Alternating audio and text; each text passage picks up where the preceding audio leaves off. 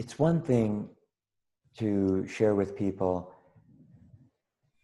that when there's so much fear, that courage is important to bring forward. But that may not be so easy for people.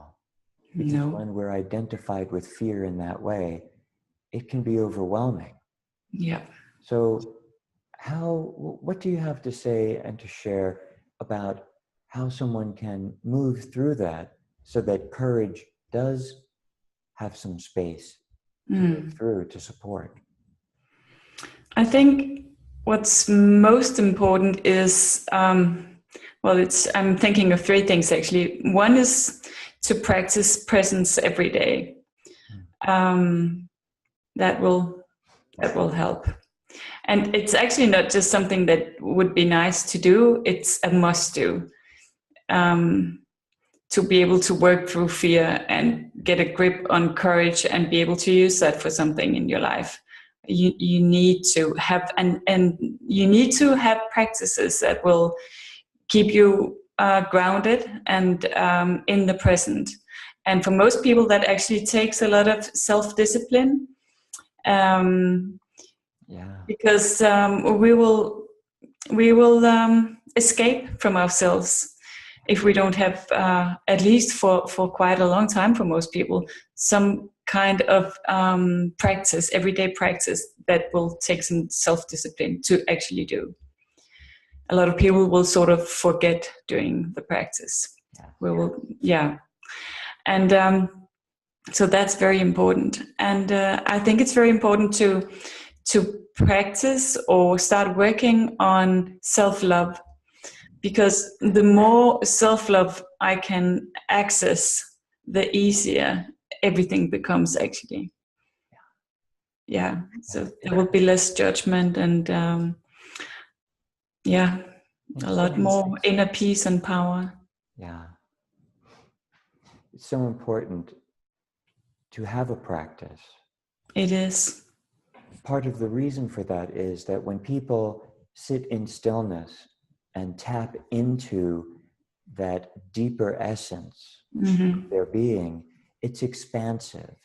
It is. And the more one does that, even if one just does that short amounts of time throughout the day, it starts to become more present in one's life and weaves its way into one's life, so that when the next situation that's confronting, where it might have caused fear to arise in self-protection, there is still some of that woven presence there, which can help bring spaciousness to the situation.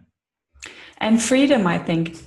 Because if you're not present, you'll be a sort of like a robot, controlled by your survival strategies from early childhood, and you don't even know it. So when you start becoming present, you'll, at least in the beginning, you'll be able to begin to just watch those survival strategies that will come up in a situation, like if you feel threatened.